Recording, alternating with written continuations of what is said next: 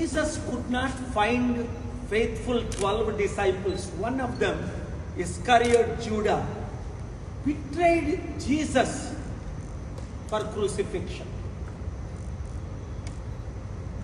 Vijay Sai Reddy, so many times member of parliament, betrayed Jagan Mohan Reddy at the pressure of the center. Now meeting Jagan's sister and Jagan's enemies to target Jagan Mohan Reddy to destroy his political future. యేసు ప్రభువుకు 12 మంది శిష్యుల్లో ఇస్కరియోతు యూదా అనే మోసగాడు యేసు ప్రభువునే సిలువ కొరకు అమ్మేశాడు.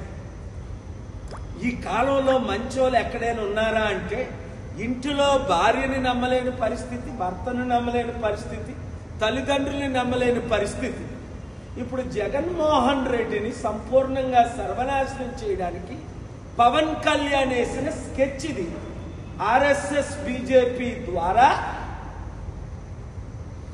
విజయసాయి రెడ్డి బీజేపీలో చేరుతానన్నా చేరుకోకుండా అడ్డుకున్నాడు పవన్ కళ్యాణ్. జగన్కి విరుద్ధంగా ఎప్రూవర్గా మారితే మీకు బీజేపీలో స్థానం ఇస్తాం, టీడీపీలో స్థానం ఇస్తాం, లేదా పవన్ కళ్యాణ్ పార్టీలో స్థానం ఇస్తామని ఆఫర్ ఇచ్చారు విజయసాయి రెడ్డికి. విజయసాయి రెడ్డి ప్రాణంకి భయపడో, అరే వివేకానంద రెడ్డి లేడు, లేపేశారు, నన్ను లేపేస్తారని పవన్ కళ్యాణ్ టీడీపీ బీజేపీలో చేరలేదా, లేదా కొంచెం నీతుండి ఎందుకులే నేను జగన్కి ఇప్పుడు వ్యతిరేకంగా టైం వచ్చినప్పుడు చూద్దాం అని వెయిటింగ్లో ఉన్నాడా? చాలా మంది వెయిటింగ్లో ఉన్నట్టు. ఇది మాత్రం షాకింగ్ న్యూస్ మన తెలుగు రాష్ట్రాల్లో, మన దేశంలో. అంటే బీజేపీ నాయకత్వంలో చంద్రబాబు నాయుడు లాంటి వారైనా సరెండర్ అవ్వక తప్పలేదు.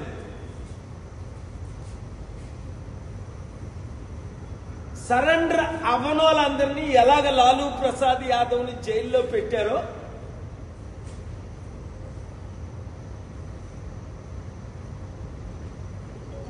మనకి తెలిసిందే. మమతా బెనర్జీ ఎంతమంది ఎమ్మెల్యేలు ఎంపీని జైల్లో పెట్టారో మనకు తెలిసిందే.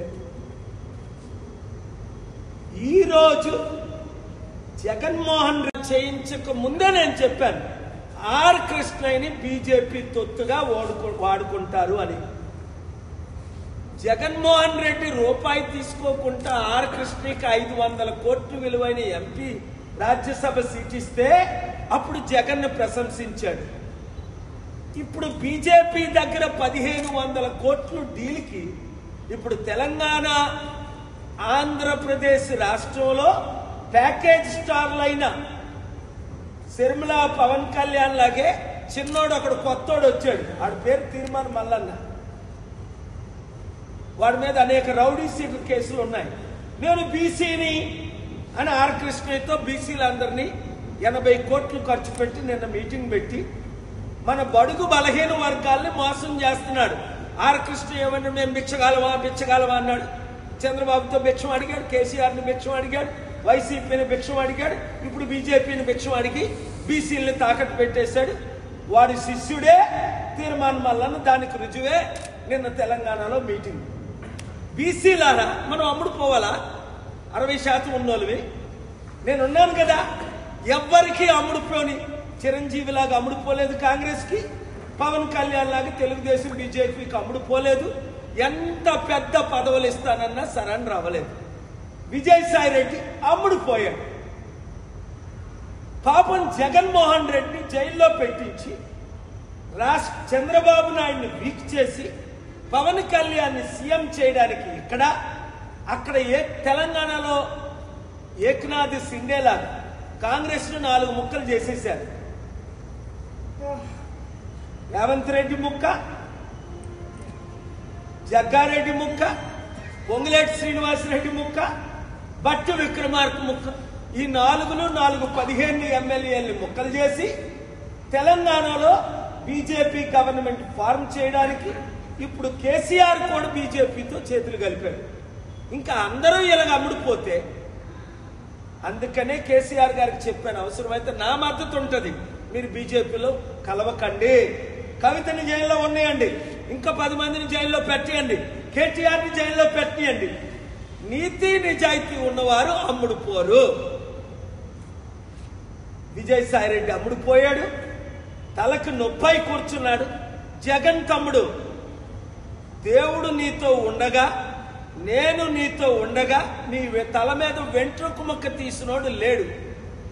దేవుడిచ్చిన నేనిచ్చిన సలహాల ప్రకారం వెళ్తే జయంబు నిశ్చయంబు రాష్ట్ర ఇబ్బందులు తీస్తాం. ఇక్కడున్న బీజేపీ తొత్తులు అందరినీ చిత్తుగా రాబోయే గ్రామ పంచాయతీ